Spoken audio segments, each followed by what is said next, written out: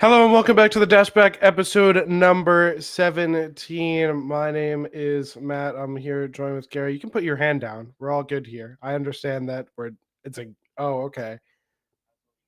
Okay, no problem. Yeah.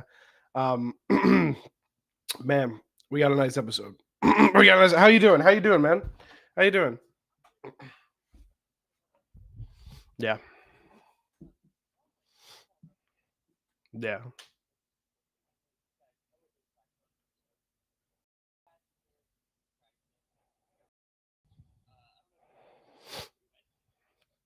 Not we didn't just we took over. We took over Riptide. Oh my god. Yeah. It was great.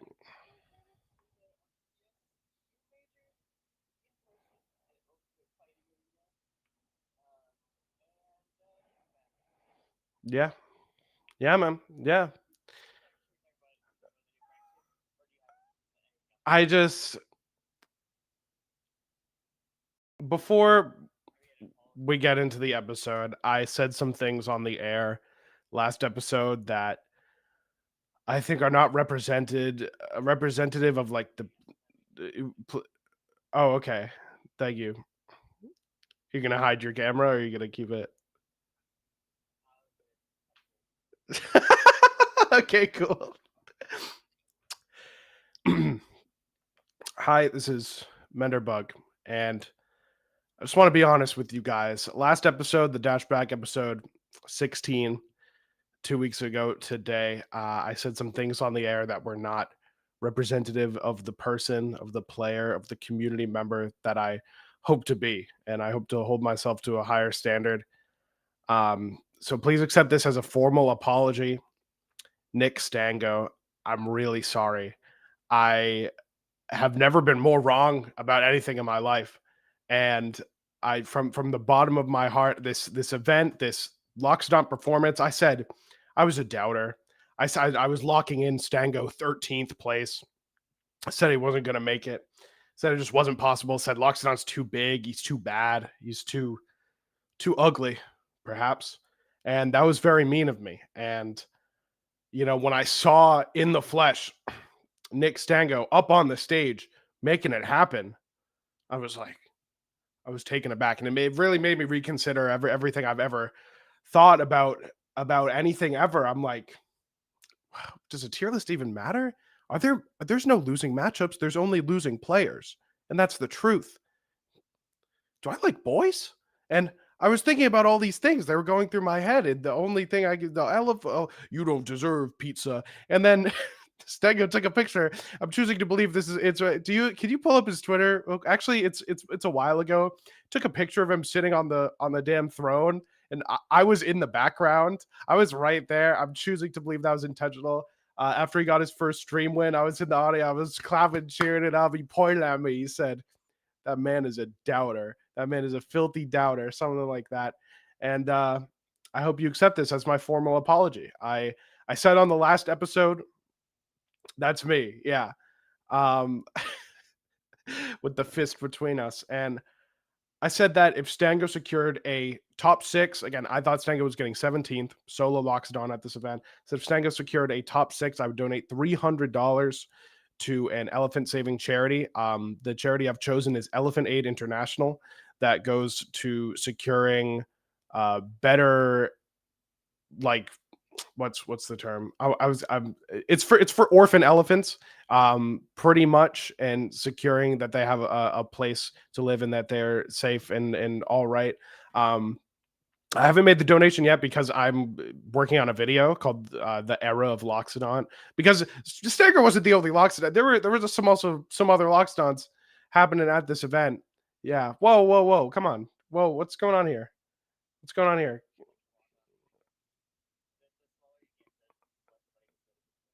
No, that doesn't make sense. Put us back. Put us back. Put us back. Okay, cool. Oh, I saw that. I did see that on Twitter. Um, Moral of the story: raise us up. Why are we in the lower half of the screen right now? No, it's okay. You're good. You're good. Accept this as my formal apology. I will never ever doubt ever again the power of Stango, the power of Loxodon. He truly is broken. But we will get more into that when we move on to our proper hashtag Stango was right, our proper Riptide segment. I did say if he won the event solo locks, I would shave my head.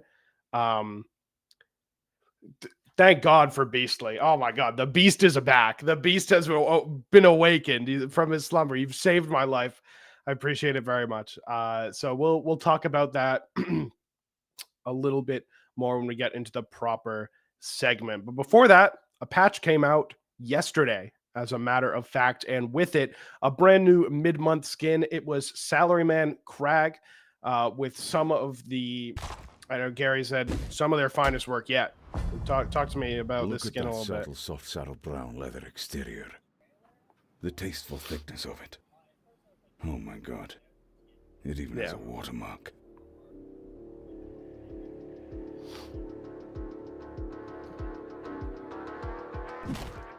I'm quite proficient in dealing with stocks.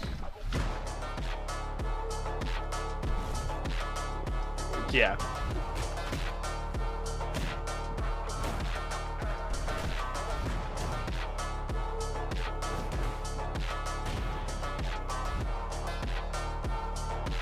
All in a day's work. Yeah. Looks like it's a bear market.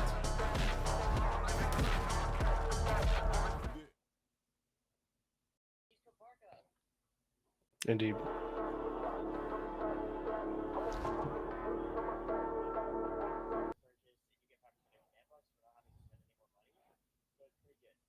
Mm-hmm. Pretty damn good. Yeah, I wasn't expecting. This was kind of out of left field for me and probably for everyone, but I was just like, "What? Why did they put him in a suit and a tie?" And the okay, interesting. Mm-hmm. Mm-hmm. Oh, best emote in the game. Best emote in the game. Get a damn job.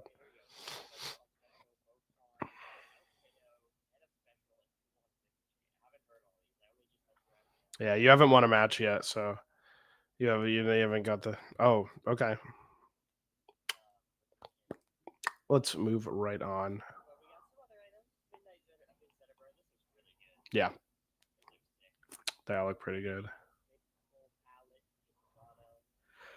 Those are nice. They're nice.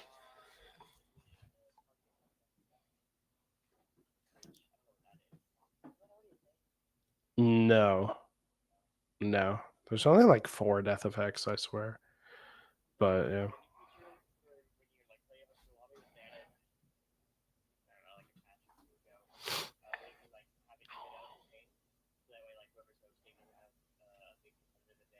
Mm-hmm.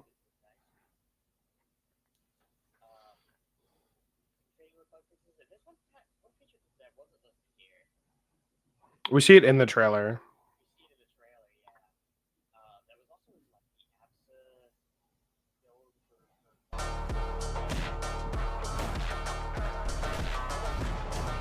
It was after this forward air right here. Yeah.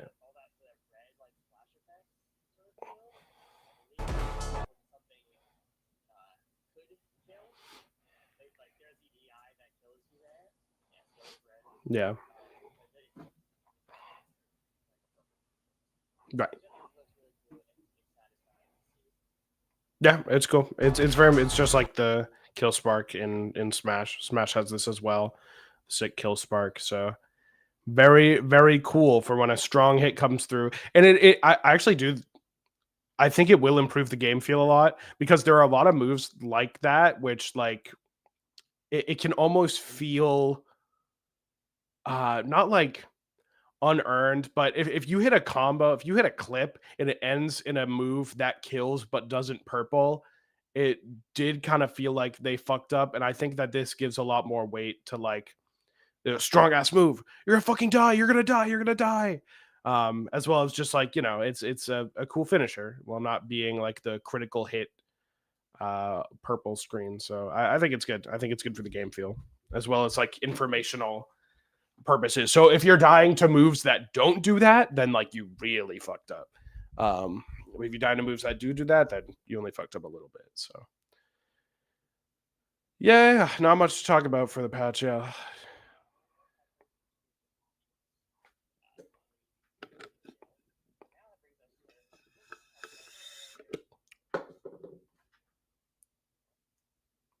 What you're seeing? Your topics are gone.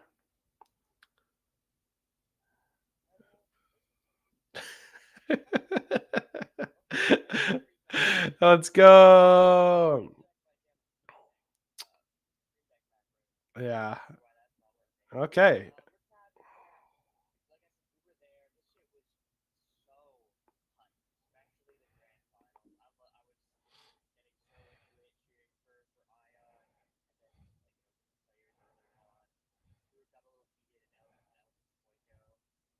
Did we?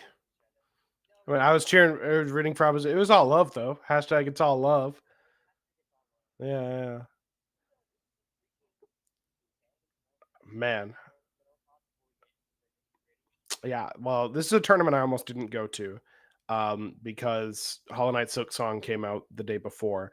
And also it was just like a 12-hour drive with like stopping. We met some friends along the way. It was 15-hour travel days where I was doing all the driving and drove up Friday. We had Saturday, Sunday at the event, drove back Monday. Not a lot of like recalibration time. It was taxing on my small, cute little body.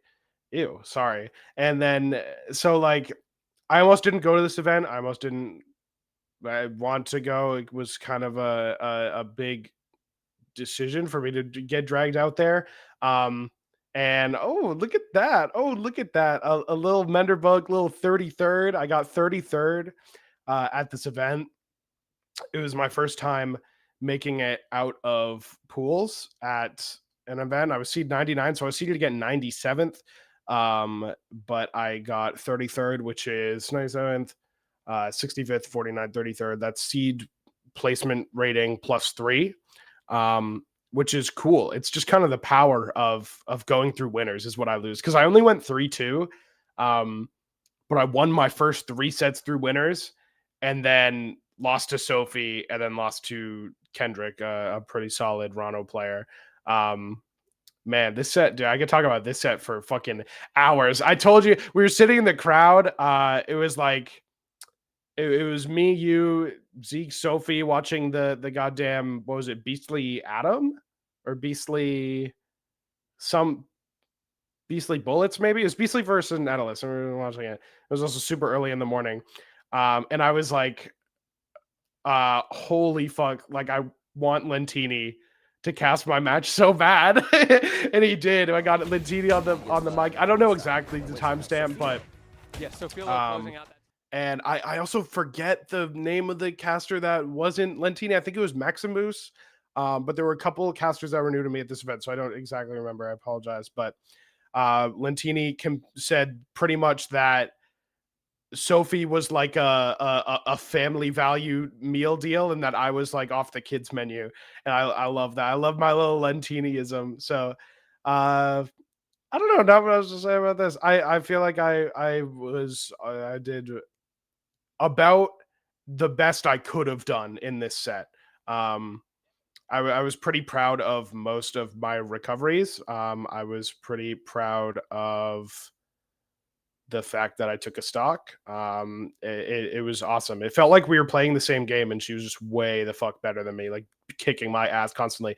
But playing the same game was like that feeling was like a big plus to me, because when you play top players in any like platform fighter, maybe even any fighting game, any competitive game, you compete against. Oh, Lucio was there too. Yeah, you compete against someone who is at the tippity top. It feels like dimension warping at times. It feels like they're locking you in their own fucking domain expansion because they understand shit about the game that they are killing you for, that you don't understand. And that didn't feel like this. It felt like we were both playing some fucking Rivals too, and I understood what was going on. I was getting fucking destroyed. But I understood it. So I that felt really nice. That felt really nice to me. It was the first time I made it out of pools. I was super not used to having to go back to the venue to play again. I have fucking, you don't need to pull the video up, but there's a video of me after pools. We went back to the hotel after we did a couple interviews, and I'm lying in bed and I'm so fucking exhausted. And Garen's like, come on, man, we got to get up. We got to go to top 48. I was like, I almost DQ'd to play Silk Song, but I'm glad I didn't because I still learned a lot. It was just cool. It was just awesome to talk about just like my bracket placement. It was awesome. Oh, shout out to Landon for DQing. Landon, I think their thumb broke, so they didn't come out to the event. But that really opened up the path for me. So to get my humble 33rd. So shout out Landon for DQing. Yeah, it was super cool. Yeah, man. Yeah, man. I mean, no, dude. Let's. What are we? What else did we even talk about? We did a handful of interviews. It was sick. Shout out all the people. It was awesome.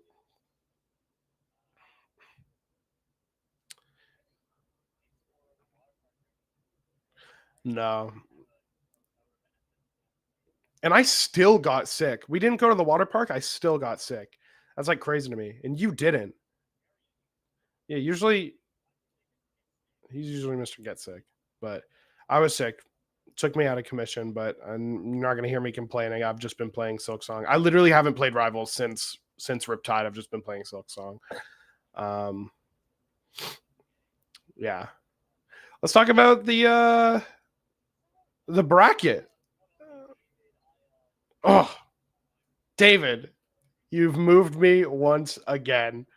Holy crap.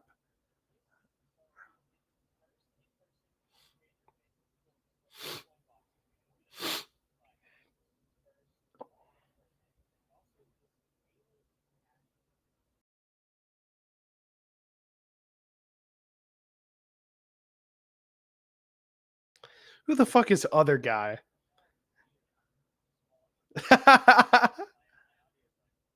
Your audio's not coming through? That's so funny. All right. So you can go back. I gave my formal apology to you earlier in the episode, so I'll be there and we'll talk about you. All right, you should probably hear me now, right? Yeah, there we go. I hear you twice. Oh wait, no, you're on VDO. Sorry, I never even deafened. Yeah. Oh damn, that's crazy. Lol. All right. Lol. Let's talk about I0N. So yeah, like you said, I think a lot of the people are considering this Kragg's first major win. We were talking about it in the crowd. We had someone in front of us whose name I remember saying that what was it? Zeus winning Dan's wedding bash. Dan's wedding bash was a Kragg major win, and we beat like Archangel and like Toothbrush. Yeah. Not quite a full major, but this definitely was. I think he was mainly Kragg. I know he went Ollie against Beastly and Sophie.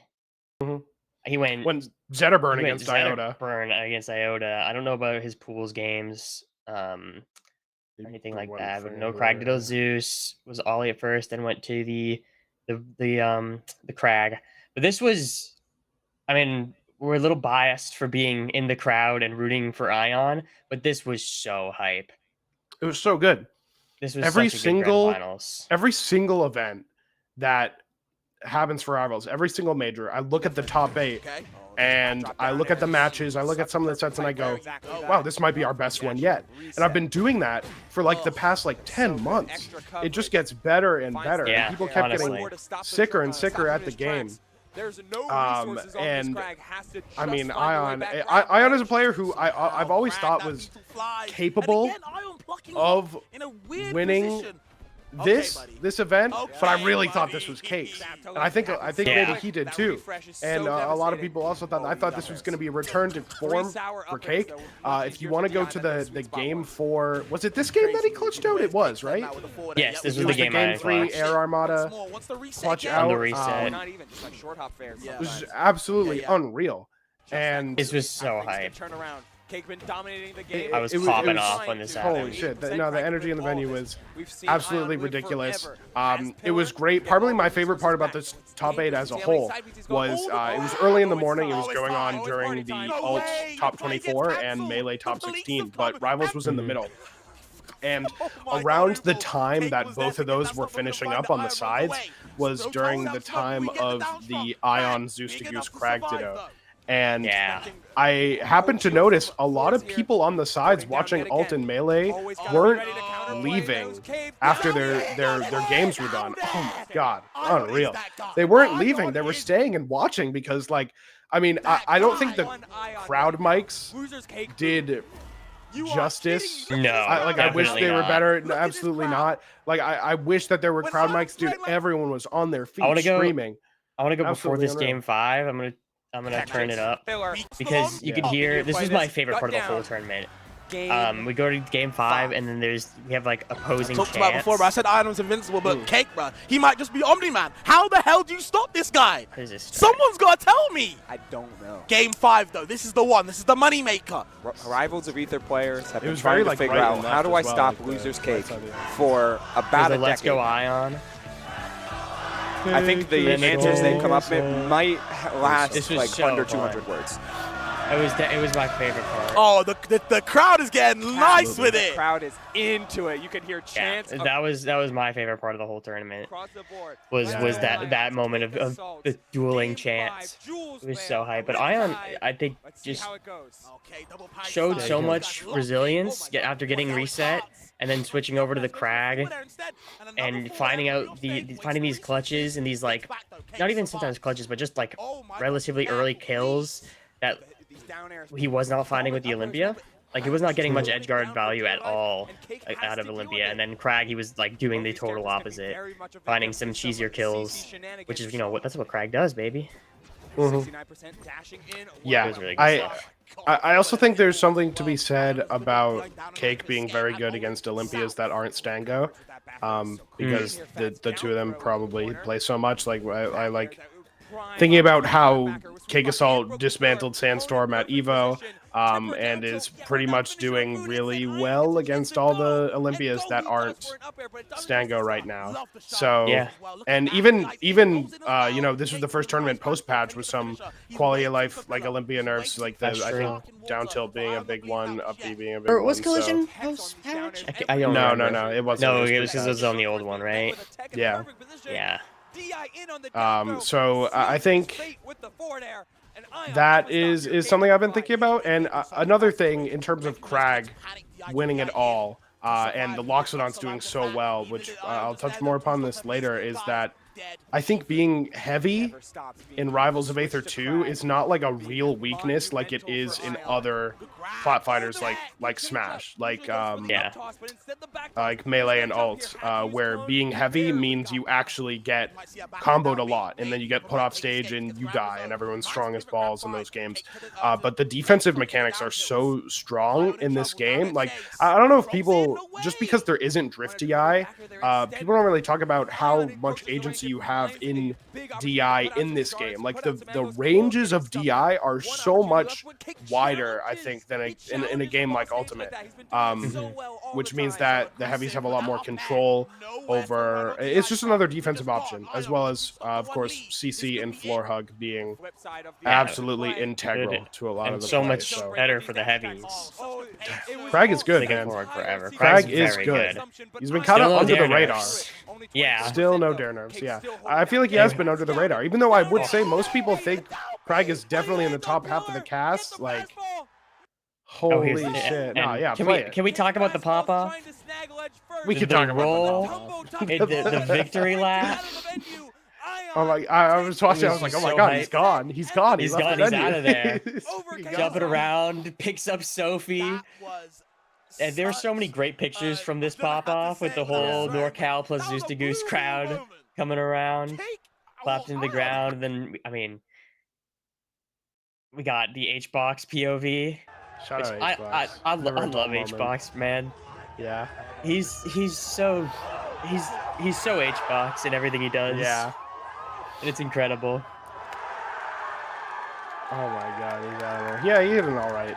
angle, just like kind of from the crowd, kind of in the middle. Oh my god! Then he had It his was own crazy. commentary on it. God, Kragg wins a friggin' awesome major. Yeah, it was super cool, and like the emotion for this, I think, was mirrored on the other side as well. This Cake said this is the first time he cried after losing like this. God damn.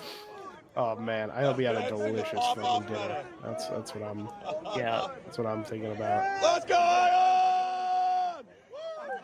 Super cool. Super cool. The Very hero of cool. the event, the savior in the dark era Did of they get a Locked It shot Up. of Cake Saved him with the in pillar. this? Cake is like, you know Just what? not after he ran away. You can. I I think know Tori got a good picture of it. I know I can we pull saw up. it. I was looking at it, bro. Yeah. Was going through it. He said right after, first time I've ever cried after a loss so close to victory. And I Yeah. mean, yeah, he was literally I mean, I don't think he would have lived after this like down throw down So, special. yeah, the odds that I0N won the game are still pretty high. Yeah, Even if like, he but got the wall here- jump off. yeah, I think he tried to wall jump, was a little far back, and then tried to do like the B reverse down B Yeah. to like grab the ledge. Yeah. But he didn't Because do he it in missed the time wall and then, jump. and then died. Yeah. But yeah, this was this is the fourth major in a row. I didn't chat. The pop off was so good. Nah, dude, the pop off was fire. The pop I off. think- No. Listen.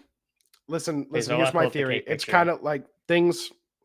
These things boil up, and you need. It's kind of like you can't judge like a good TV show without the ending. Like if something's going on, I guess you can. What am I trying to say? The fact that you laid on the ground was aura. I Mhm. think that kind of made it fine. Just laying, especially face down on that dirty ass Kalahari Resort floor, like kind of capped it off and made it feel better. Like, you know what I mean? And the role was funny. So, and Yeah, it the plus role like was funny, really funny. but it's fucking cringe. Like whatever. You won. You won. won. For your B Cake Assault. Like, come on. I thought you were gonna go for a full victory lap. I thought you were out the venue. I turned to Mhm. Garrett. I said, "He's gone. He's out, out of of the there." fucking venue." It was unreal. I think that. So in terms of Cake Assault, first time crying after a loss, I think that's really significant if we're thinking about like. I think the storyline He's for played Cake a has lot of never been he's stronger. played a lot of games. The He's been playing goddamn this yeah. game for like 10 years Yeah. competitively. I And mean, this is his first time crying obviously, after a loss. right? He had some heartbreaking losses in R1, but was largely at the top. Was the king of this game at the start, was winning tournaments without dropping games, and now hasn't gotten that major win since Gommel, right? Yeah, Gama was his last major win.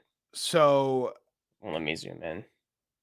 especially like, I last episode, I was really talking about how I thought that this was going to be Cake's return to form with Stango unlocks, with post patch Yeah, I'm just sending Olympia. this to Oh you wait, real no, this quick, was don't worry about pre-patch. it. My bad. Yeah, thank you. It's just like I really thought this was going to be Cake's return to form, and the fact that he was so close but still couldn't get it out. I think there's no wonder he was crying after this for the first time. Yeah, I think it only strengthens the storyline. It's impossible not to believe in this guy though. To be back it at the top. is. It's really impossible. You can't. You have to assume more motivated than ever after something like this. Is maybe looking to expand the character pool. We saw for the first time going Fleet, or no, this was my bad. That was at Collision, right? Yeah, Collision, he went Fleet Tried against Fleet Stango for the winners. Ollie.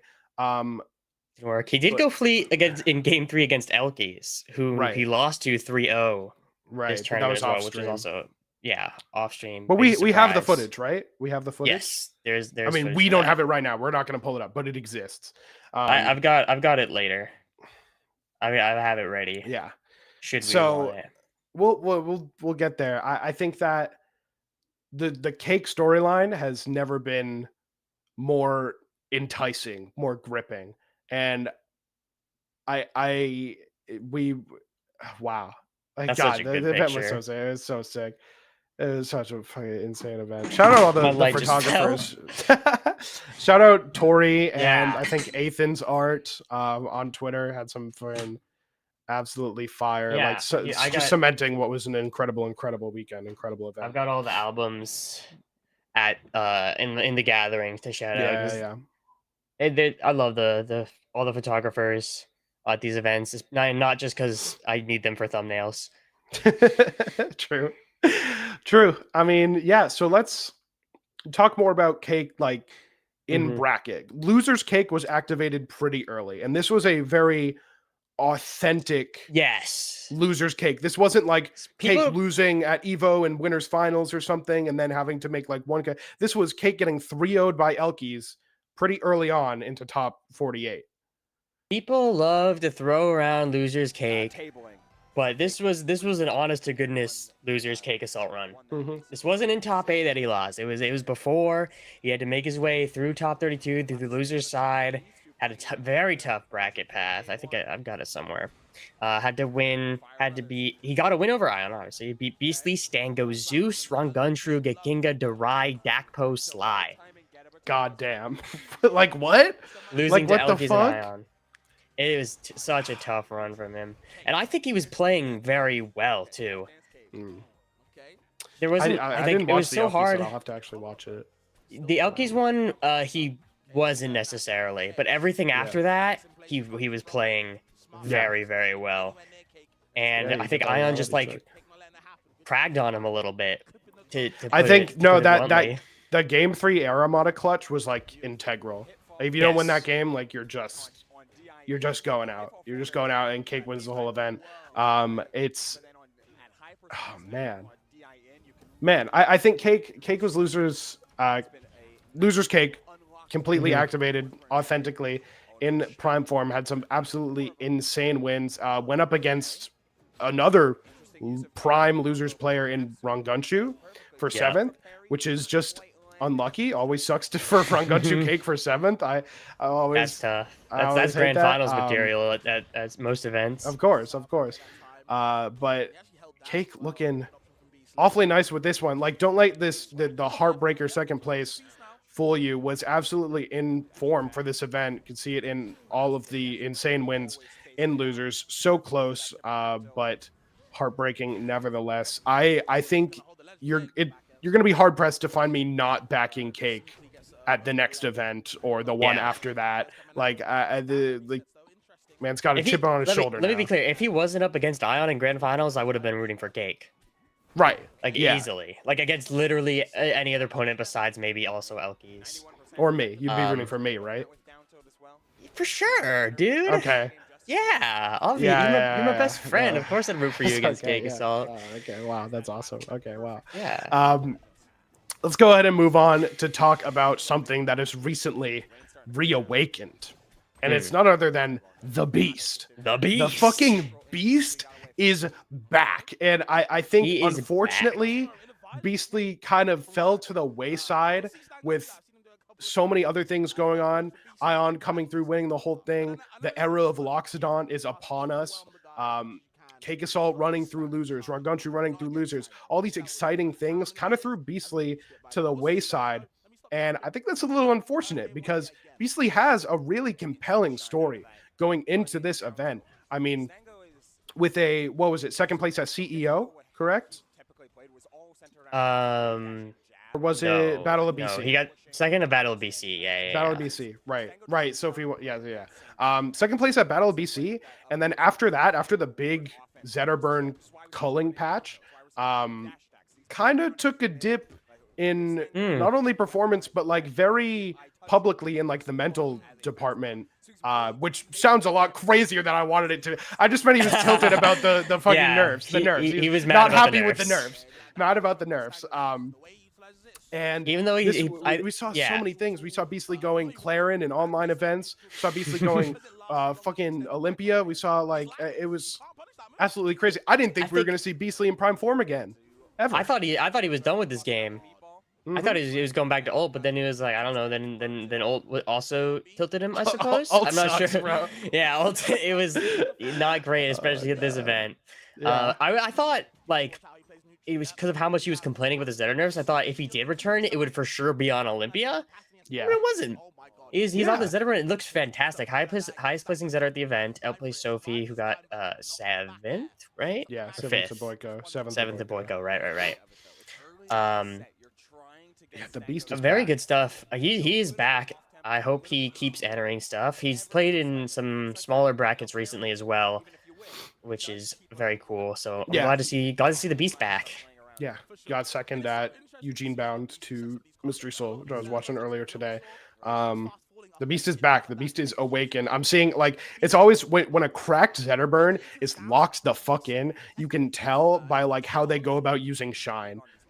Like literally what just happened on the screen is like some of these cheeky shines to squeak out percent, squeak out a conversion, finesse a kill. It's just Beastly was so on it with the upstrongs. I think his offstage game has really leveled up since the last time he was on the top. Taking a big page out of players like Sophie and Hampolo with the shines off of the ledge. Definitely. Looking real nice. So that was great to see. Also a lot of moonwalking from Beastly at this event, which was like something pretty underutilized, I think, in grand scheme of things. Because it's hard to really fit into a game plan, but Beastly had some really strong moonwalks. So great to see him back on top. A 3rd place for this was Beastly. Higher than I expected from him, to be honest. Mhm. What was he seeded? Let me pull that up real quick. You seeded like 10th or something. Yeah. Like something crazy. That is not what I clicked. Yeah, it's not what you clicked. I'm with you on this one. Great website. Yeah, that's an awesome website. Beastly. Seeded 13th, 13th. placed 3rd. Very nice stuff. Had some really good wins. Played against a lot of heavies though, and Gutface too. Another heavy. So lots of you know, but lots of heavies. Hey, that's how it goes. No, but like we said, like it's you need to be tapped in as Zetterburn to win those matchups because like the heavies in those matchups are incredibly forgiving, especially like and Zetterburn is not. Yeah, well, we were playing on the Death to Edelus patch where his up B was uncapped. I don't think it was like the difference maker, obviously, but I just think that's really funny. Death to all Edelus players. No, yeah, but for real, like as Zetterburn, Zetterburn's really fragile and he can get these kills out, but you have to be over the course of a whole bracket, you have to be incredibly consistent and know exactly what you're looking for. And Beastly did. He looked great. He was the one to put a stop to the flame of Stango, that molten flame in the winner's side. And thank God for it. I got to keep my hair. That was awesome. So thank you, Beast. Thank you, Beastly. Thank you, Beastly. A lock slayer. Let's talk about the other man on the screen, shall we? Our 4th place finish, Nick Stango. Let's freaking talk about it, man. I mean, I got a lot to say. Stango. We already went through the apology. I gave my formal apology at the very beginning of this episode. I've never been more wrong about anything. I said on the last episode, if Stango got a top 6 finish, then I would donate $300 to Elephant Charity, which is a very funny thing to say. I will be donating $300 to Elephant Aid International, and I'll be doing that. I didn't want to do it on this episode. I'm doing it in a Loxodont video I thought I would have out by now, but then I got really sick after Riptide, and I've been playing Silk Song, so it will happen though. I said if Stango got top 6, donate $300 to charity. If Stango wins solo locks, I'll shave my hair. Thank fucking God, Beastly. I knew Cake was going to beat him. I felt really strongly about that, no matter what. But after Beastly or after Cake fell to losers early, I was sweating. I was actually like, oh shit, it's on. It's actually so on right now.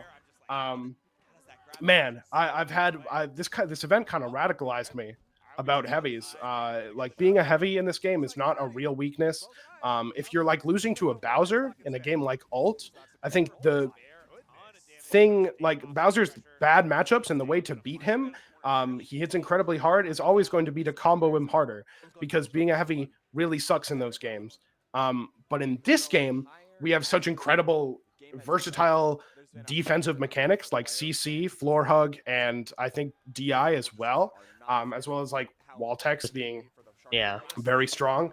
It makes it so that being a heavy only really means that you're living longer. Yeah, like and I also think I think heavies have like such high survivability that even on the characters that can really combo them, like it's not as big a deal because like they still have to win like another couple interactions, whereas the heavies they just get to treat it the same as anyone else because they hit so hard. It's I mean, for how the fuck that tipper, but I think I was also radicalized in the Clarin versus Loxodon department. Rangunchu lost to Gek in a tight game 5 in pools.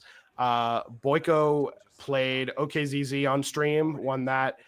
Played Stango, lost that. Played Gek, lost that. Actually switched to the Rano, which is really funny. It's just like, it made me realize, dude, Loxodon's so good. Loxodon's actually like insanely broken. He's actually, dude, the threat range is so huge. It's always like half the stage. The moves are so strong. The fact that Upstrong is already incredibly powerful, but it just straight up beats CC like on the plats and on the ground as well. To knock down is insane. Isn't it, Stango? Isn't it? I was just thinking out loud here. The range is unreal. Like Clarin gets outranged by Loxodon F tilt, makes it so you have to play the matchup a lot differently than a lot of other matchups where it's pretty much you have to wait for the Loxodon to fuck up. And I think Stango put this really elegantly in our interview. I'm going to paraphrase by saying all the Loxodons were fucking up. And now we finally got a player in the Glorious King, Nick Stango, to show us what it looks like when the Loxodon player doesn't fuck up. And it's really scary. It's completely heinous. It snowballs like crazy. Loxodon, I think, is the hardest character to come back from a deficit because he can just turtle and fucking CC, crouch cancel, reversal you for free, and he lives forever. It's incredibly hard to make a comeback against this character, to break through. And like, man, there's just not much else to say beyond that.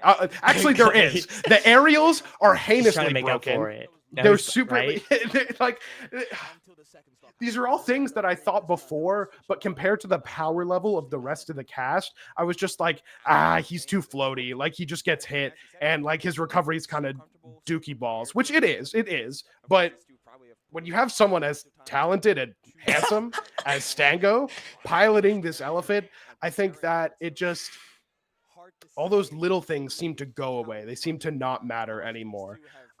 And it's just like, holy fuck. I love that. That was like the 4th time this event in bracket I saw Stango do triple grab in place and the 3rd grab connected. Like, it's just unreal. Down tilt is a super move. It's huge. It hurtbox shifts. It gives you your magma. It combos, it spikes, does everything you need it to do. Jab is broken. It combos into up strong, or it makes you get out of there, sets into tech chase. All these moves knock down ridiculously early. Like, forward tilt 2 locks like breaks floor hug at like genuinely 20%. Like it's just like, God, what a broken ass fucking character.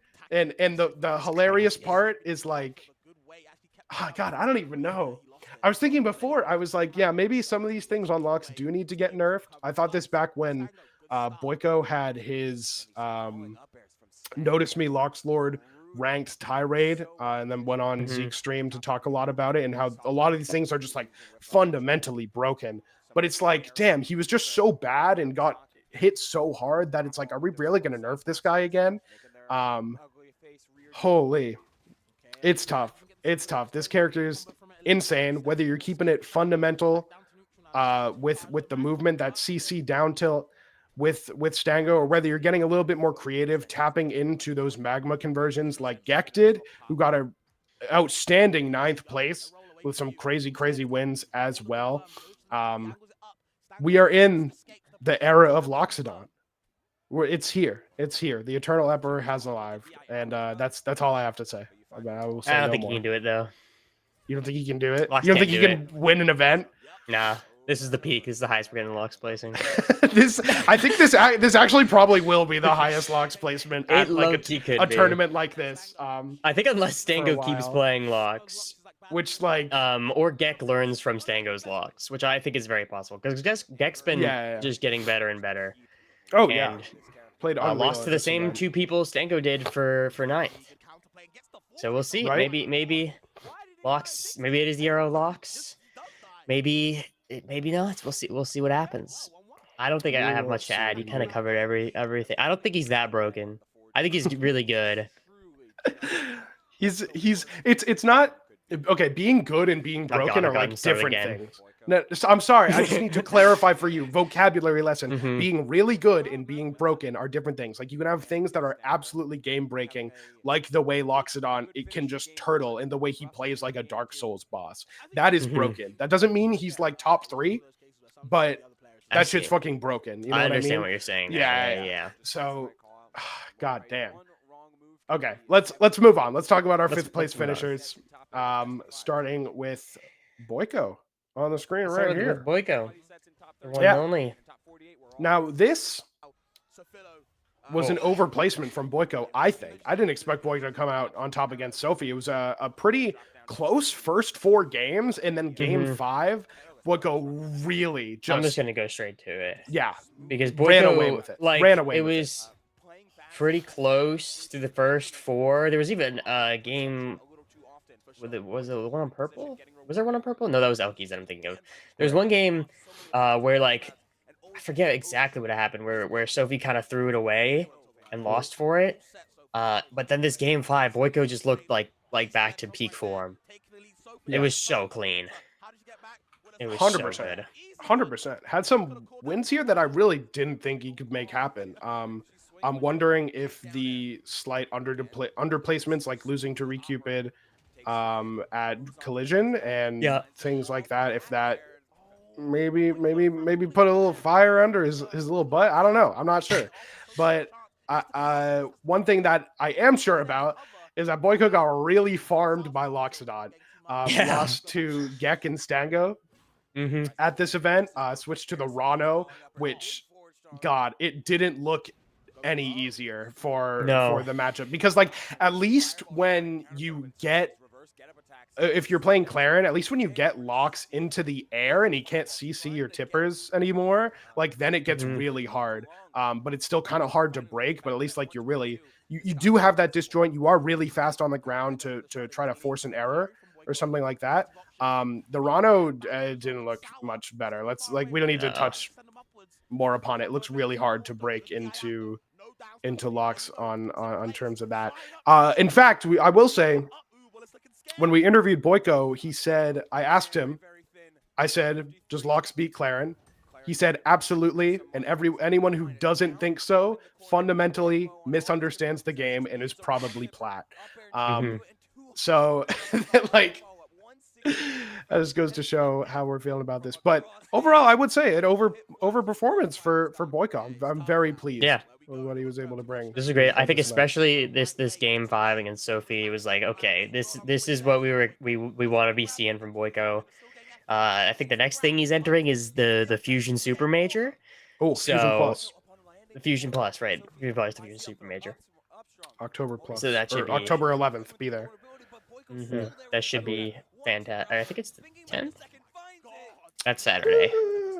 Whatever that is. Whatever. It's Saturday. But great stuff. Good to see Boyko in this form once again after some underperformances. Yeah. And underperformance. Did he play in another event?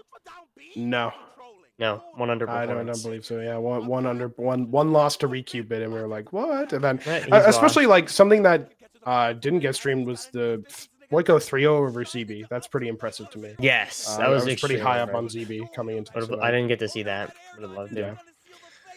All right, let's talk about our other 5th place, shall we? Sure. The one and only Zeus Goose showing up, 2nd in-person major, got 9th back at Evo, and then got all the way to 5th here. Very nice performance, including a 3-0 over Elkies, which was very impressive in a not so great matchup. This Kragg ditto between him and I0N, especially this game 1. After this game 1, I was like, I0N's got to go Olympia. Yeah. It looked like Zeus just fucking had his number. No, but then he in the did it Kragg back. Ditto. He did it back Yeah, then game he did it 2. back. It was fire. This was a really great performance by Zeus. I was Yeah. very happy to see him make top 8. I know he's not very results oriented. He's more interested in having a good time, spreading his whimsy and positivity.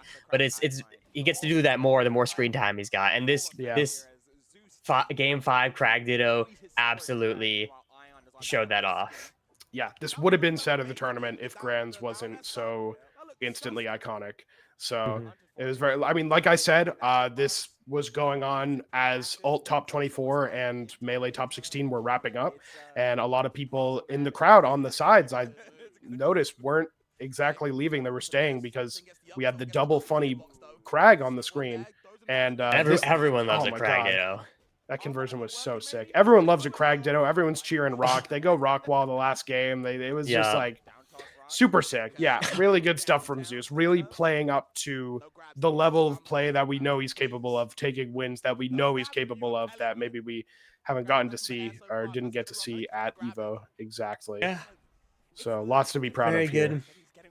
Lots to be proud of. This game 5 also was just. Did I have a clip link for this set? Oh, just the end. Just the hop on Rivals 2 at the end. At the end of the set, they hug it out. Pulls out the sign to the camera. Hop on Rivals. Making out with that. Hop on Rivals. So sick. And then I just want to see if how much the mic picked up. They said at the start of this game 5, I think they were talking. They were like, "We're gonna start and like coordinate a taunt, rock pull." Just a little bit, you can chase. And then yeah, both these they have like different ways. Lucio shouts, like, "Go rock dissecting wall!" each other. Yeah. Zeus's pressure off stage is like very long standing. Oh my God, they want the home. They want the home field. Yep. Yeah.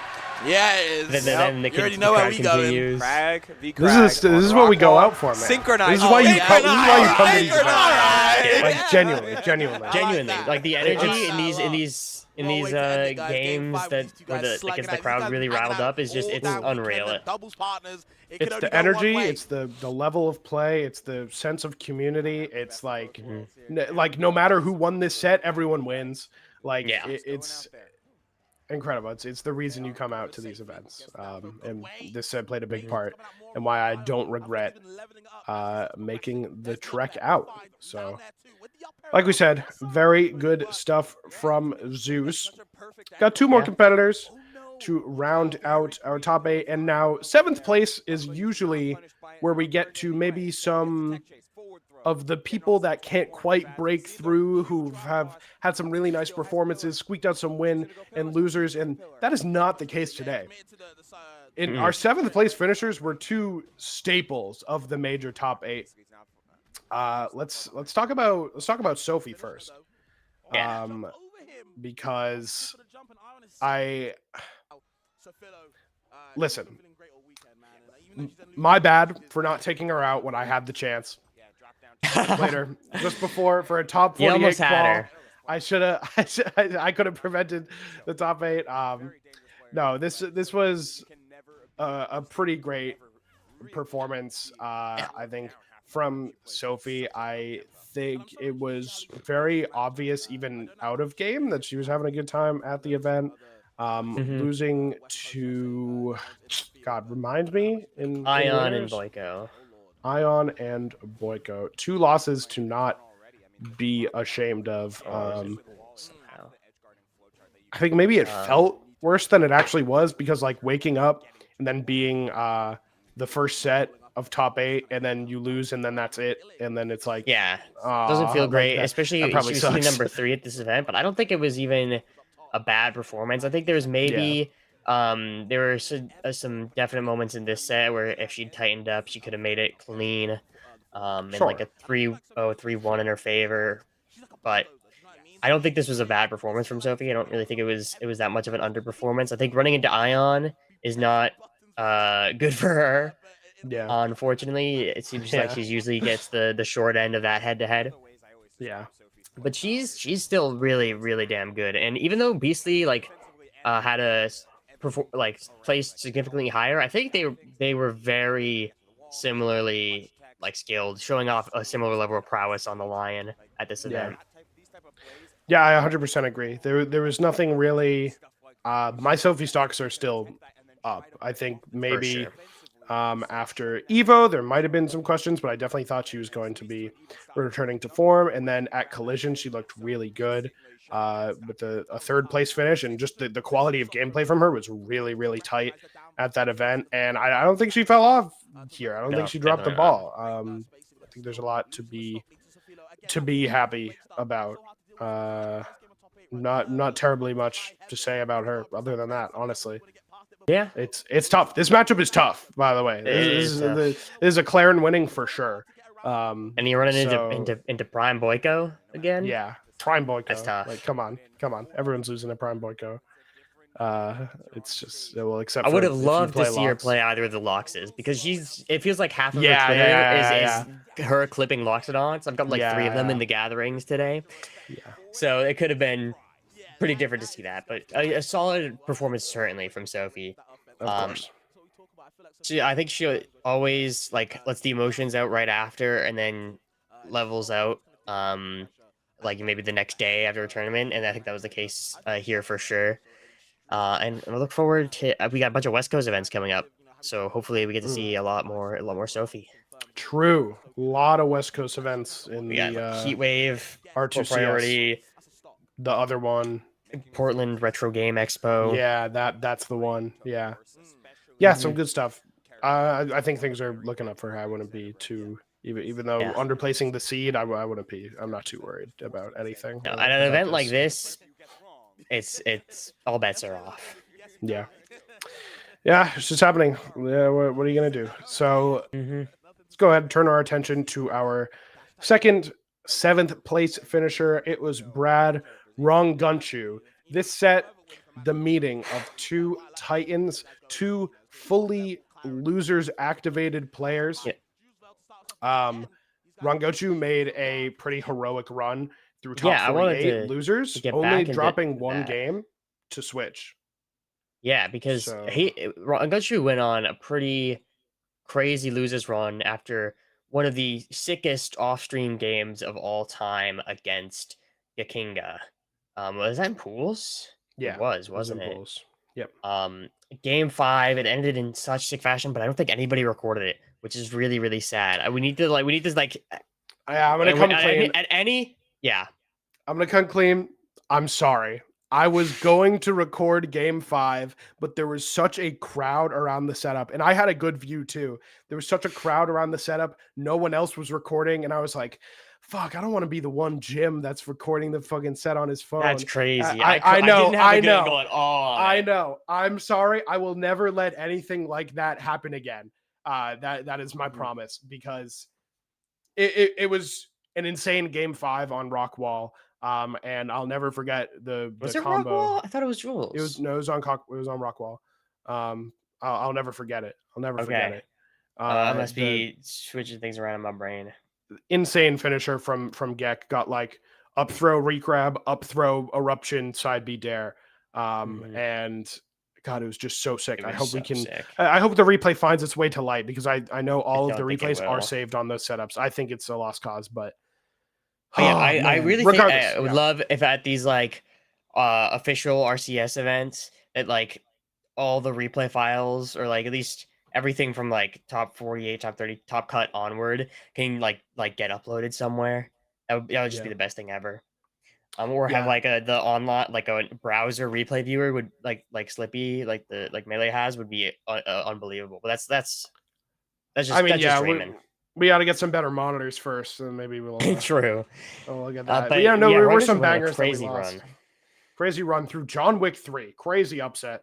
Okay, ZZ Pikmon, Switch, Adam. Yeah, really nice run, but then had to play Loser's Cake Assault immediately when he got the top 8. Sometimes you got to play Cake Assault for 7th, and also it's your worst matchup in the game. Just sometimes.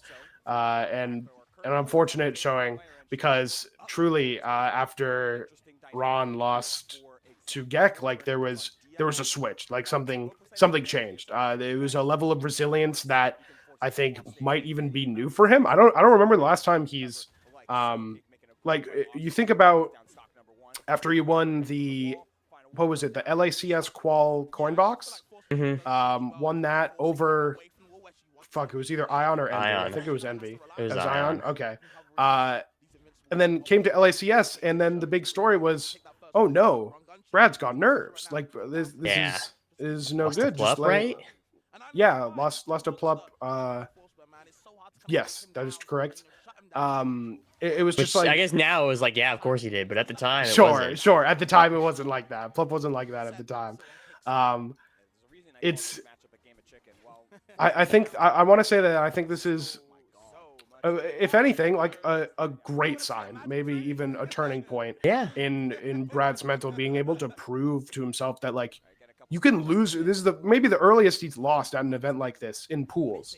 And then to be able to run it back, only losing a game to Switch, who I've heard through the grapevine is playing pretty insane. And Plup lost to CP3-1. Really? Who the fuck? Ron lost to like Mango or some shit. Like he lost to someone. Did he lose to Cody? He lost to he lost to Cody like round 1, and then he had a bit of a resurgence in losers. Sure, it was Plup. Plup and Amsa were both at the event. I know I was straight up there, but I think he's wrong. Dude, I'm pretty sure he lost to Cody. Oh no, Luck lost to Plup. Luck lost to Plup. Yeah, and Ron Gunshoe lost to Cody. Okay, yeah, lost pretty early, and we were like, oh no, the nerves, like it was tangible. But I think taking that loss in pools and then running it back is like, it's something that he's going to be better off for in the long run. Absolutely. Proving that he can make it. And even like, what was this set was 3-1, right? Like it wasn't like hopeless. Yeah. Right. So It wasn't hopeless. I think that I love Ron. He's a special player. Everyone knows it. If you've seen Ron on the sticks, you know this guy is absolutely unreal, incredibly creative, so fast, so relentless. No one's out here doing it like him. Interview I did with, or you did rather, with Boyko. Yeah. Where he said Rangoju's his favorite when when Rangoju's like playing well and not dealing with like tournament nerves. He's Boyko's favorite player to watch, and that's like Rangoju is so sick when he's playing well, and I think he was playing well for pretty much all of this. I think maybe it was. I mean, it was kind of hard to tell. The blood was kind of rushing through my head when watching the Gakinga set, so I wasn't really analyzing the Clarion gameplay. Dude. Going game 5 against Locks is so fucking bad. It's so hard. He's just, I don't even blame him. Gek was on a heater. Gek was absolutely on a heater. So, like, not a terrible loss by any means, even if it wasn't projected to happen. So, I don't know. I think Brad's got a lot to be proud about at this event. I think that is, I expect to see only better things. And he's keeping on in terms of like raw gameplay and like meta. Like he's keeping on the trend of like prioritizing a lot of smash attacks when he can land them in order to break CC. Because that's probably one of Clarion's bigger weaknesses right now is the fact that you can CC floor hug a lot of not only her weak hits, but a lot of her tippers as well for until like the later mid percents. So especially when you get CCing involved. Yeah, it can be tough for her. And Brad is like the first person I've noticed, even as far back as not Evo. Was it at Collision? I think it was at Collision. I was just noting like a heavier priority on things like the down strong when it's applicable. So not only is it incredibly strong and the sour hit knocks up great to kill confirm and get people in bad positions, but it breaks the CC. And he's the only one that I've seen really making that happen. So that's super cool. Yeah, that's super cool. From Rangoju making the top 8 through that great losers run. But there's some 9th place finishers here that I also think are worth mentioning that had some very good sets. This is LACS. I forgot. I searched it up. Wrong event. K-Assault winning flawlessly? What? I don't remember that. What the hell? Riptide.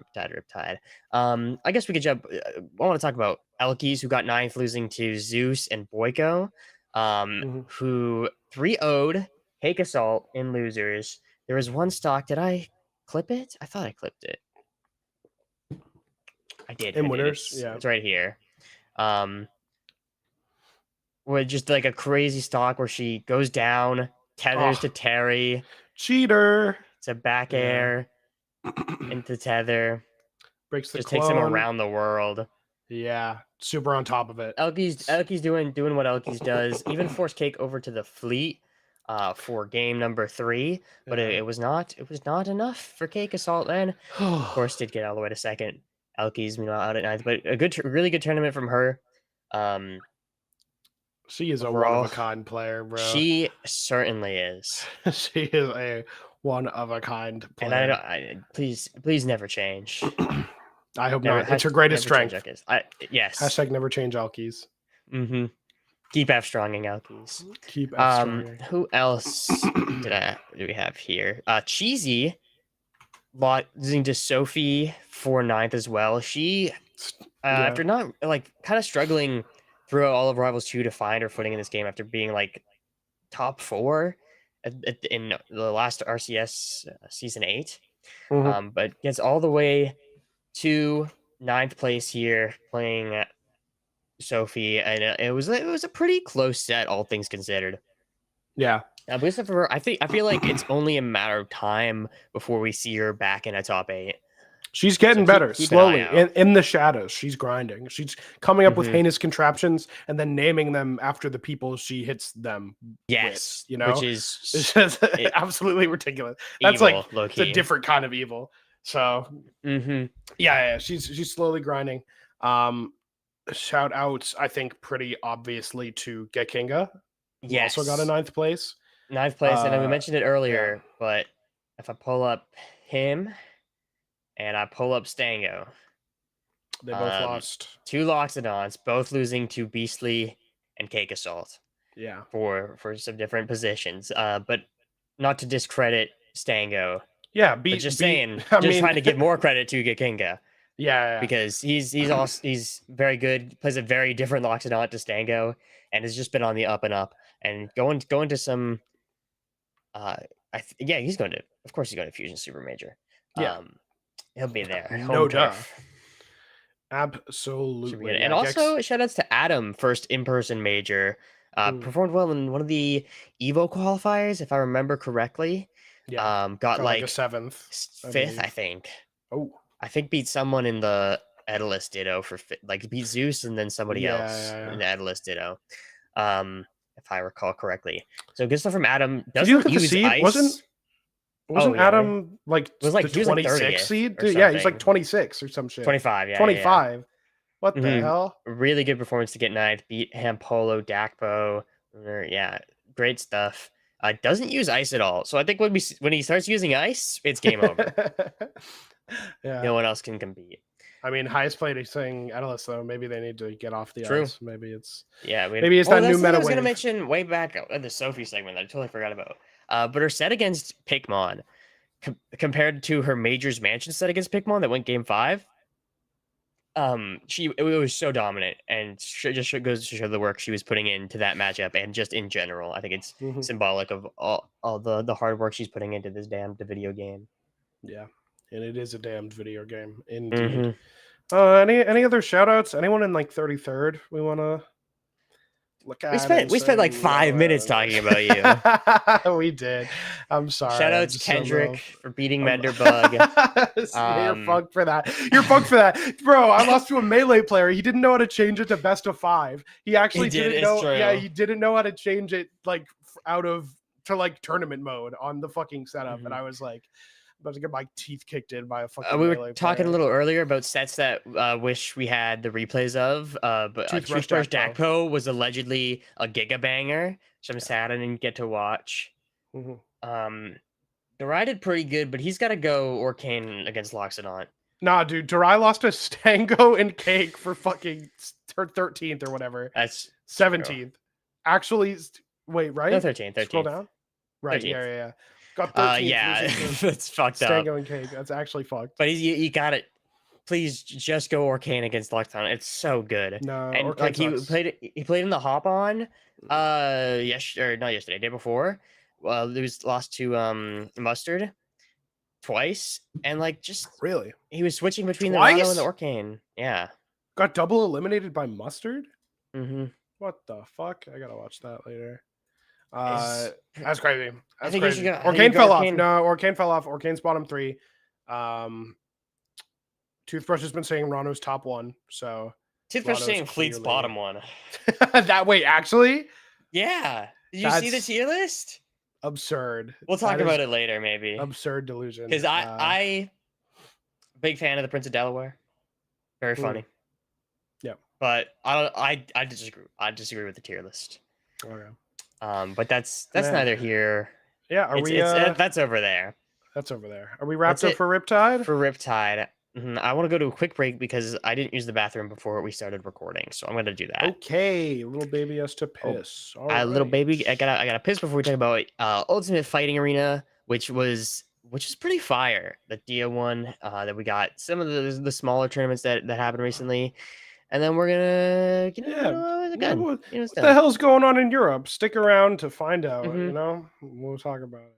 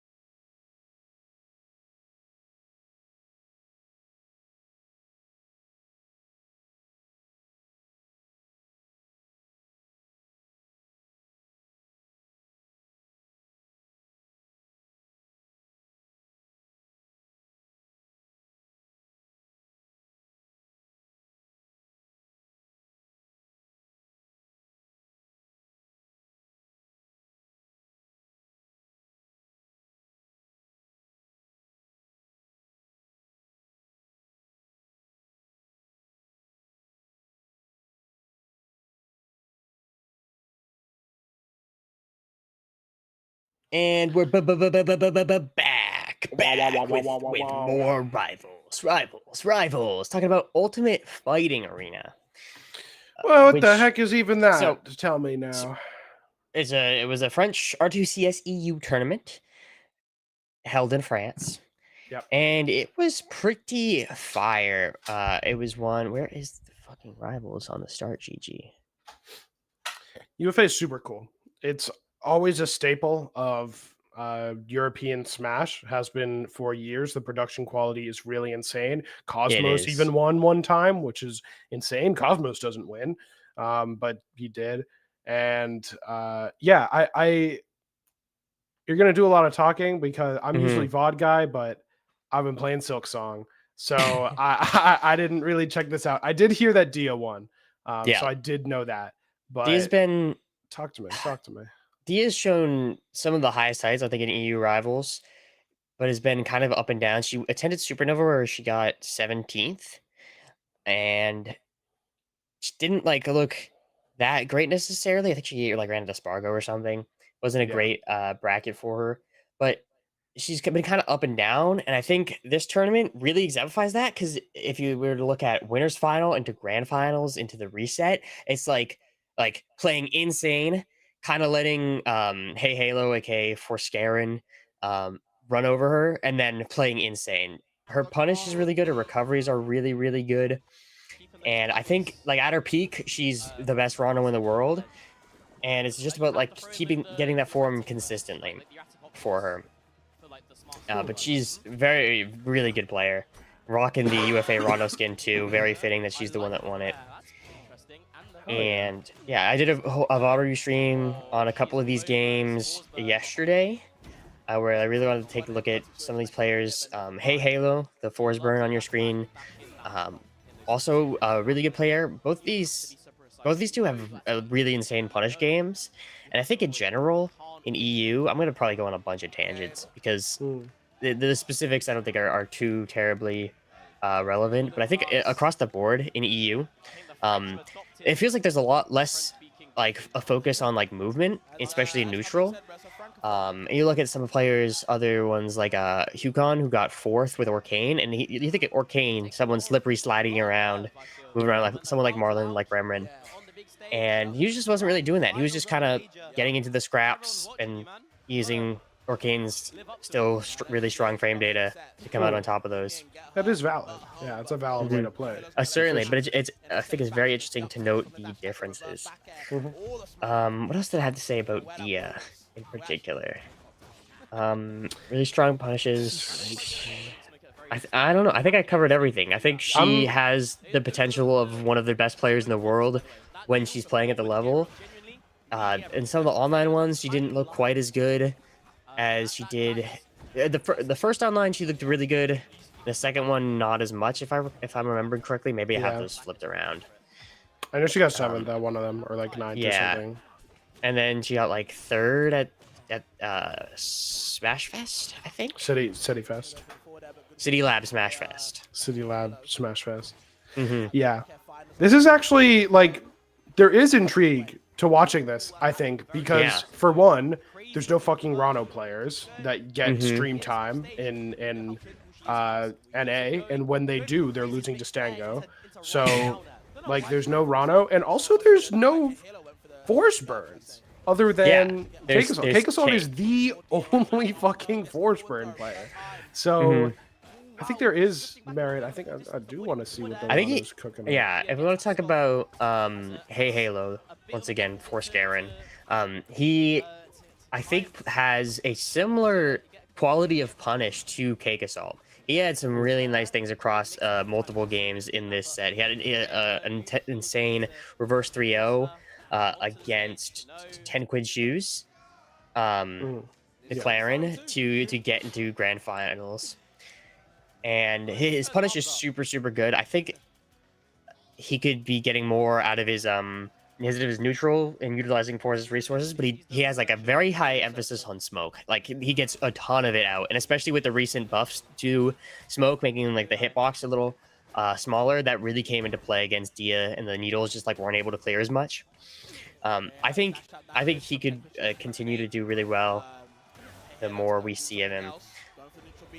I don't know what the schedule looks like for the fall split for the R2 CS EU R2 CS. I don't know. Yeah, Europe rivals, but hopefully we get to see more. I don't think he entered or he didn't place that well, at least in any of the onlines, but it looks really, really strong, and really good at floor hug down strong as well. Yeah, I mean, one of the tools you gotta have in the toolbox when you're playing a character like Force Burn. Yeah, I mean, just from what I'm watching, looks really, really proficient in making that money against Claren. And I think 10 Quid Shoes there's a couple. I think him and Cone are some of the best Clarens in EU, and this guy plays. He reminded me of Boyko at some of his best moments in these games. Up kill.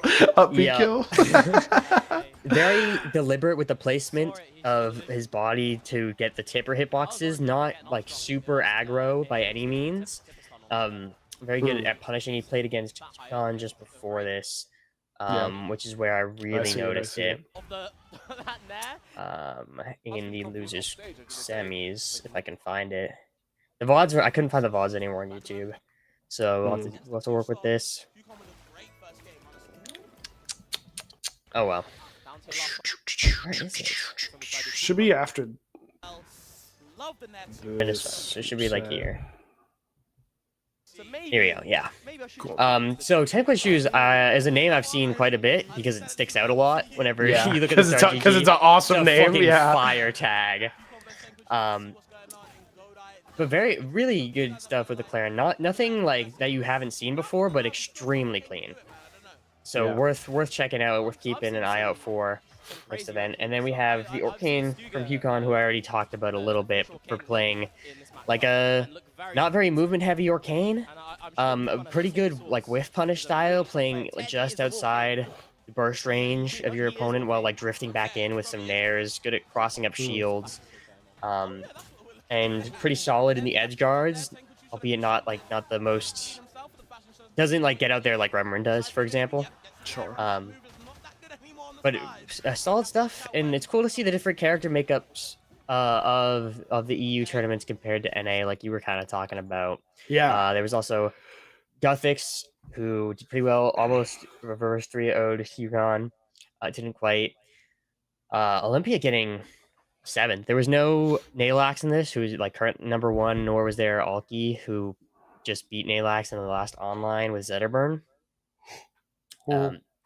Good stuff overall. Definitely players I'm going to keep looking out for. Like 10 Quid Shoes, I'm definitely going to keep looking out for. Hey, Halo for sure. Dia, I was already looking out for. Those are the names that really stuck out to me in this tournament. Yeah. Very cool. Very cool. Very cool. It's great. It's great. It's a great. UFA is a great event. I'm happy that there was Rivals, and I'm happy that it was awesome. It was indeed. Cool. Again, What I think else? that does it for UFA. Which brings us over to some small events to talk about. We had why don't I have the VOD? What? The Eugenebound VOD. I'm gonna pull it up. It's on Twitch. It's on Satellite Smash 2. Yeah, I was watching some of it earlier. Yeah. You said you watched MK Leo? I didn't watch the Yeah, MK I Leo, watched so- Leo play. Yeah. How's he look? How's he look? Is he back? Is what? Not bad. Not bad? Like it looks like he's been playing Rivals, Okay. especially because he's playing Forsburn. Yeah. It's a hard character. It's a difficult character. Doesn't really have an equivalent in any other game. Yeah. I've heard the streets have been saying Joker's not too far off. Really interesting. Like a similar feeling, I think. It doesn't really get much crazier than that. But you watched more of this tournament. Yeah, I watched more of the top 8, top 4. I watched a lot of Let me pull up the start for us. Yeah, Grands and Winners Finals was Mystery Soul versus Beastly. Mystery Soul bested Beastly in both of those sets. Sorry. That is Hop On. That's okay. Hop On. Also, that was Southeast Smackdown, actually. Gengar was at this event, looking really nice. Dominique was at this event, looking really nice. I love, man, Gengar. Also, Sawstep and Recupid as well. Recupid and Dominique had a really cool Game 5 set. That was super fun to watch. But my eyes were kind of on Gengar, honestly. I think that he's like the people's Claren. Like, I see him doing all shit that like inputs that I'm capable of doing. Like nothing I would like. I'm like, I need to grind out this pivot down strong setup, or I need to like fucking do this crazy like plat drop reverse aerial or whatever. Like Gengar keeps it really simple and is really, really good with the play as well. Very efficient, especially in the Zetterburn matchup, where Claren really, really bites the Lion's ass off stage. So it was super cool. I just really enjoyed watching Gengar at this event, as well as Mystery Soul. I mean, Beastly as well. Beastly was playing really nice, keeping up a lot of the momentum from Riptide, doing a lot of similar things. Was still on it with the shines, but really my eyes were on Mystery Soul for this event, mostly because I haven't seen him play for actually a little bit. He was finishing up veterinary school. Yes. As I understand, and now is playing Silksong. Yes. So and Rivals. Yeah, and Rivals, but Rivals. streaming Silksong. Right, streaming Silksong. He's still hasn't got on it in like a month. God, he's still got it. I mean, for someone who's in the Gavin waiting room, like, man, Mystery Soul, what a treat to watch. He's such a smart player. Knows exactly what to do all the time. Incredibly sick. Like, it was a classic Mystery Soul tournament where he's doing things that I hadn't seen before, and he's making them look like it's just part of the game plan or something that came to him in a vision while he was asleep or something. So nothing too crazy from that. I did see a lot of up air, for what it's worth. A lot of times where I was like, maybe we forward air or back air or neutral air, and it was just a lot of up air, which, ended up working out. So that's all right. Mystery Soul thinks Fleet is really strong right now. Thinks Mystery Soul believes Fleet is top 3 in this patch, which I am inclined to agree with. I think that she might be top 2. I think so she, good right now. She might be top 1. We're not really sure. We just aren't sure yet. It's just hard to say. She's good. Seen enough. She has a lot of really great matchups right now, including very this few one. really bad ones. Yeah, Orcane used to be really bad, but then he became edge guardable, and that pretty much improved. I think that might do strangely into Absa, but that could also be like a learning curve thing where it's like we just need to learn how to play the matchup correctly, because playing Absa is really weird. But I think has a favorable matchup into Olympia as well, because how fast she fucking falls. So, man, every time like Mystery Soul makes this character look unreal. So that is It's very sick. Nice. Super cool. Super cool. That's kind of all I have to say about the event. Very fun. We all know Mystery Soul is great. We all know BC's great. Keep an eye out.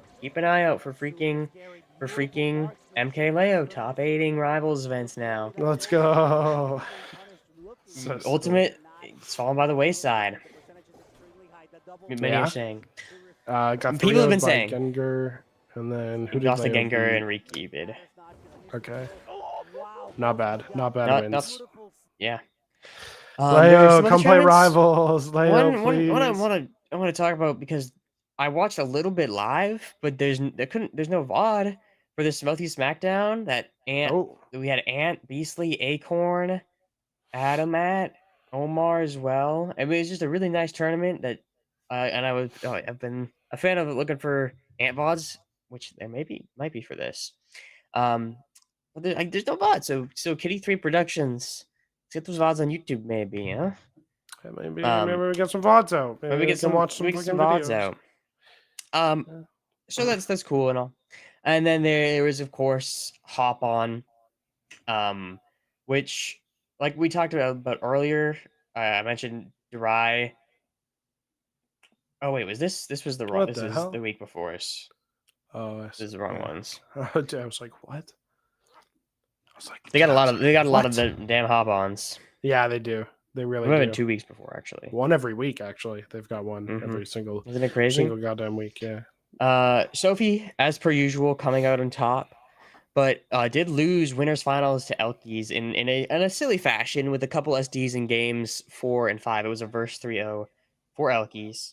Durai getting 4th, losing to Mustard twice this time around. Just got to figure out the locks matchup, as many people do nowadays. But Sophie answering back against Elkies, taking it in 2-3-1s. Pretty standard for Hop-On, but like Hop-Ons, there's always something going on there, man. Yeah. It's a 3rd for Mustard, double eliminated by Sophie. Yeah. Damn. I think it's the best weekly in Rivals. Yeah, I would say that. it's just you got so much talent. Pacific Northwest is one of the best regions, and then also California, NorCal is one of the best regions. And you're also getting SoCal players like Durai entering. So like the whole West Coast is so damn strong, and they all play in this. So it's very fun to watch every week. So for Mystery Soul, come back, So please. for Mystery Soul, Mystery Soul, please. stop saving dogs or whatever, and play Rivals. Play fucking video games. Play awesome video games. Please, Yeah. Mystery Soul. Galvin's almost out. Oh man, we're gonna see the mystery Gavin lighting up the server. Oh yeah, After and Boyko it's- Gavin. Oh my god. We're gonna be eating good when the Ferrosaur drops. Oh yeah. Gonna be a great migration. I'm very excited for that. Mhm. It's in 2 weeks. It's actually 2 weeks from yesterday, right? That's great. Yeah. Or is it 3? Oh, it might be 3 because It might be 3 because they Checking the fucked cal. us. Because they fucking hate us. I Checking know the he drops calendar. October 7th. Yeah, it is 3 because the next Tuesday or 2 Tuesdays from now is the 30th. They're fucking us. So we got 3 weeks till Galvin, which means 3 weeks till the next DashBack. Dan, stop fucking me. Potentially. I mean, I don't yeah, know what there's- events. Are there any events? There's like There's oh, no, nothing to September talk about. online. There's Which they nothing to talk they about. haven't announced the They details haven't for announced yet. we don't know anything about the September online. Of and we're halfway course through not. September. Of course not. That's actually crazy. We are like We're halfway, dead over dead halfway, halfway. through September. through September. And there's allegedly, I mean, it has to be the weekend of the. Wait, do we know if it's a weekend or no? I think We it's a don't know shit. weekday. I think the October one's weekend, Saturday, but maybe I have those flipped. So, It's yeah, a I Steam don't announcement. know. I could pull it up, I think, pretty easily. Yes. I don't know. Wait, this is Dan, stop Daniel. fucking me. Stop fucking me. Release Gavin and also. September Saturday online date TBA. So we got like there's 2 Saturdays left And one of them's in September, which 3 one? days. So we'll see. Yeah, I don't know. It's gotta be the 27th. Yeah, so we'll probably well guys, preview who do you think is gonna win the September Saturday online? Previewing it right now because I don't think we're gonna do a DashBack before it. September Saturday online. I think Full Stream's gonna win it all. Full Stream's gonna win it all. Okay. Yeah, it's my shout. Personally, I'm thinking it's gonna be West Coast.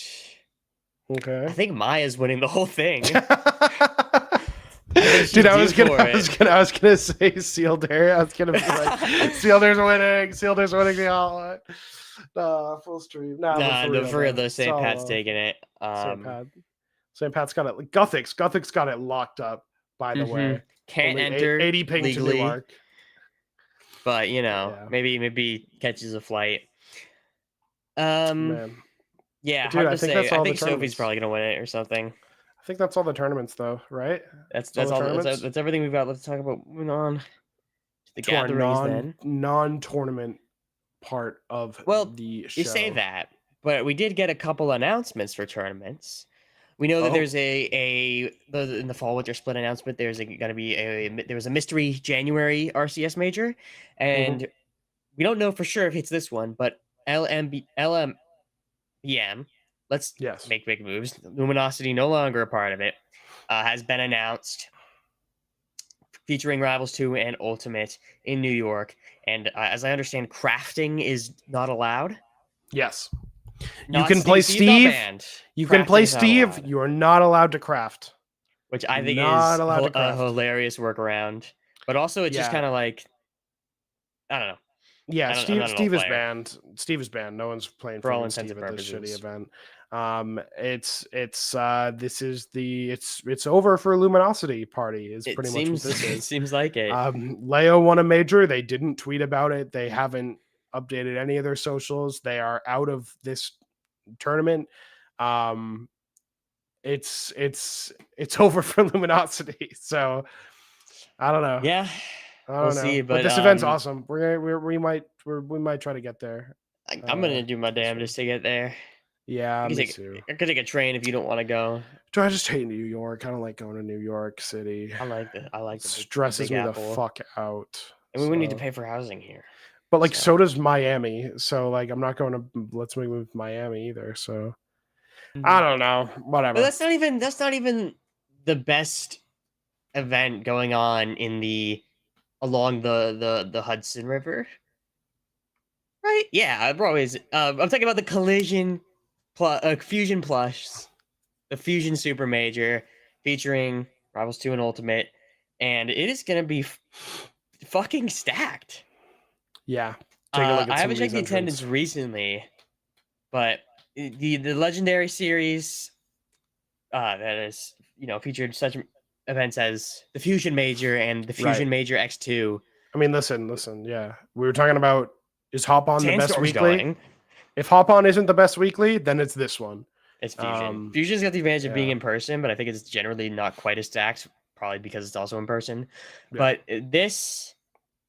it's capped at 128 entrants for Rivals. I'm gonna filter here just so we can see. But we got Sandstorm, Switch, Shadowhawk, Boyko, Lucius, Elug, okay, Cake, Holzrifter, B-Bats, Shout out B-Bats. Space, and Yoda. Let's go Cage is going, Space! Sly, Cheesy, Lunar, Archangel, Solar Beam, Rev, Darai's going. Darai's going. Darai's going? Explosion's going. Everyone's Mr. going Watch to and the Learn, fucking next feud. You will be there. You will be We there. will be there. We will be there. Apollo will be there. Lone will be there. Ezekiel. This is a genuinely such a stacked event. Mm-hmm. Church of the Bell is gonna be there. You will be there. Merp That's will how be you know there. it's good. You will be there. And enter now. Well, there's still room because it's like it's over halfway full. But always, it's cool to see the fusion majors turn into something a little more real and more not on a Monday. It's really nice. Yeah, And for more sure. announced more than a week in advance. It's great. But those are two tournaments coming up. One in the far future, one in the more near future. But now it's on to the more standard gatherings. We got a couple Remembering clips this week because she's cooking as per usual. And I don't remember what these are because this was like Is this the back 2 air weeks one? ago. Or the up tilt? Yeah, up tilt Yeah. back air. Yeah. Very nice from Remrin. There was at Riptide, there was Rivals 1, which Shovel Knight won, Fennec won, and back in 2019 there was a 2K prize bonus to the first player to win a Rivals major with Shovel Knight, and that never happened until now. And I think the promo kind of ended from Yacht Club Games, which wasn't something I was familiar with. And then Dan, the goat that he is, threw that over $1,000 to Fennec for winning the tournament with Shovel Knight, which I think is really, really cool. Did you say you weren't familiar with Yacht Club Games? Yeah. They made Shovel Knight. Oh. So that's why they did that. It just, yeah. There you go. That makes a lot of sense. There you go. Mhm. Yeah. We got Billy Sporkin making his way to the gatherings. By the way, the Claren Court does not fear Billy Sporkin. I will speak for the Claren Court. We are not scared of you, no matter how hard you may spork us off. We are not scared. We'll never back down. Yeah, command grab bullshit. Yeah, Awesome it's character. fucking awesome. This is, in my opinion, the greatest Rivals Club of all time. No. Ori Mori running the Maple, killing with moves never seen before. The tether on tether stuff. There was a Maple Olympics from Elky's back and a couple months ago, where you have to like tether for as long as you can. Goes all the way to the top, So and then funny. she hits the back air to secure Oh, it's a it because back air? yeah. I didn't even see the back air. I thought they just went flying. Right up top, hits the back air, goes up because you're already in the blast zone. Yeah. I think. What the hell? Unreal. Greatest clip ever hit. Congratulations to Ori Mori for that. A silly doubles moment where everybody fucking dies. Love doubles. It's so much fun in this game. There's a launch back air and a force burn combust and everyone just fucking dies. That's sick. Very good stuff. What's next? Oh, so I've been editing these shorts for Wesley from LACS interviews, and Edalus in this one, George from the Rivals team, says he would want let Kragg nair bounce like Arcane. Kragg nair bounce like Arcane, and then someone and apparently already added a universal nair bounce mod for Rivals 1. So Kragg can nair bounce by just holding the button off the ground. And that's very, very silly. That's I kind of so want to give this a funny. try. But really fun stuff. And here's the Sophie locks it on clips. There's a lot of them. I don't know. I don't even know if I saw this tweet. It's on 9/11. No, I was mourning the whole day. Mm. So I didn't even, Good probably stuff. didn't even see this. On Omar. Oh, love that dash attack. Love that dash attack. That was so Very nice.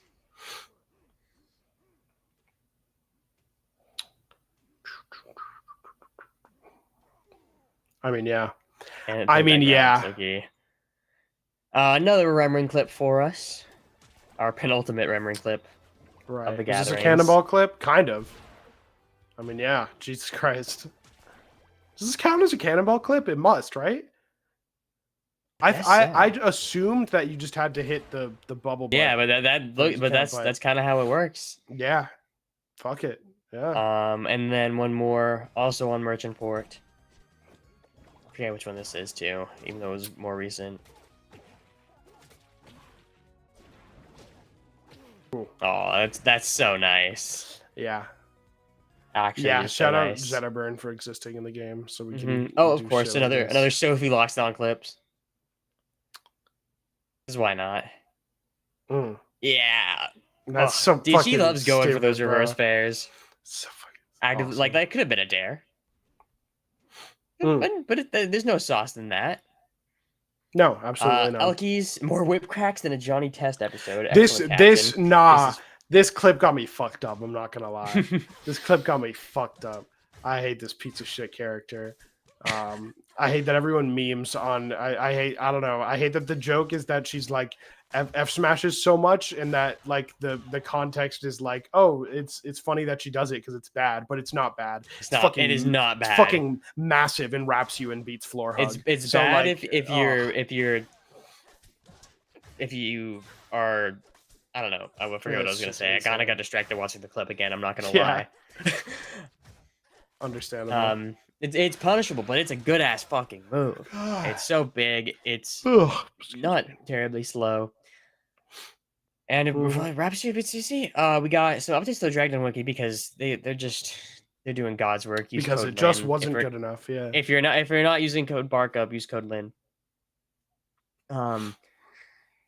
We got matchup like relevant CC floor hug percents. Yeah. Because we needed that. And I'm glad. I'm very That's glad. It's so they're getting accessible. there. It blows my mind. Actually blows my mind. It's Super so cool. good. It is such a fantastic resource. I don't think my one thing is that they don't have like the hitbox pictures, and rivalsframedata.com like doesn't work anymore. But other than that, it's the greatest website on earth besides XD everything app, obviously. Right. And lastly, I got all the photo albums that at least got on my radar from Riptide. Shouts out, we got Jules, Amy, Tori, Athene, who I think we were in this one. Yeah. For like for watching like Josh Manzane or something. The one time we were looking over at the Melee setups. Nah, we were watching Rivals. We were watching Rivals. It was the only thing on. No, God. I think it was during Rivals Top 24. Because I remember I saw her taking the picture. And we were looking over that way. Maybe. I don't know. Whatever. It's a good picture. We like pictures. We love pictures, man. We love pictures here. Pictures make the world go round. We're real pictures enjoyers here at the DashBack. Absolutely. And that brings us, as it always does, Mender's monthly medal. All right. So you were telling me that you don't want to do any repeat medal winners. Not till everyone gets one. There's no repeat winners until absolutely everyone gets one. That's crazy to me. After everything you did, it's not true. It's not true. Give it to him again. I poured my heart out to Stango earlier this episode, by the way. So I don't feel exactly like I need to give it to him. I think he's earned it. he's earned his second medal. no, it won't happen. It will not happen. I'm instead giving this Mender's bi-monthly medal to Gekinga, the one and only. That's crazy. Why is that crazy? That's crazy to not give it to Stango, but to give it to Gek. No, dude, like the era of locks doesn't exist without Gek. It straight up does not. That's Because true. If Gek didn't get 9th, if Gek didn't beat the Claren gauntlet of Uda into Ron into Boyko, then it would just be Stango going on a run, and Stango played locks and got 4th. It wouldn't be the era. It wouldn't be the dominance that we see. And I think, like, it really, I liked giving the medal. I always think that the best medals are given out to people who have captured me with their gameplay. And nothing enthralled me more than the Game 5 of Gekinga Rangunchu. It was incredible. I'm someone who is a diehard Claren fan. I love Ron. I love all the Claren players. Got their back always rooting for them. But sometimes someone does something so unbearably sick and awesome that you just have to give it up. You just have to go, all right, damn, they got that one. And that is something that, despite how much I wanted Ron to bring back that set, bring back that game and take it, deny the upset, I walked away from that setup going, God damn, like that was unreal. That it was absolutely insane. So I'm gonna give it to Gek. It's going to Gek for this Congratulations. one. Yeah, congratulations. And that, cool. That's gonna do it for this episode. Good stuff. Yeah, that's going to do it for the DashBack episode 17. Great times at Riptide. It's looking like it's going to be another 3 weeks till we do another one, because there's no events coming up, and the next Rivals patch with Gavin isn't for another 3 weeks. Yeah, so it'll be a little bit for the next episode, which means there's going to be a lot of gatherings. Right. And I guess we'll have the online Saturday major. Maybe. So we'll see. I mean, they're running out of time. Whatever. Yeah, they are. But we'll talk about that when it happens. We'll talk about Galvin. We'll talk about rivals and stuff. Yeah. As per usual. Oh, isn't there fucking Hitfall? There's also Hitfall, which that's like month? The weekend before Galvin comes out. Okay. I don't think they're seeding or anything. But Hitfall 4, for sure not. I don't know who's going. Probably Cake Assault, because he lives around there, I think. In MPVA at least. That should be a good tournament. It counts for RCS points, but isn't like a full partnered event, whatever. It should be a good time. We'll talk about all that in the next episode. There's not much to preview. Thanks for watching. Use code BARKUP when you're getting awesome Salaryman Kragg. Yeah. Thank you so much. We'll see you guys later. Bye-bye. Bye.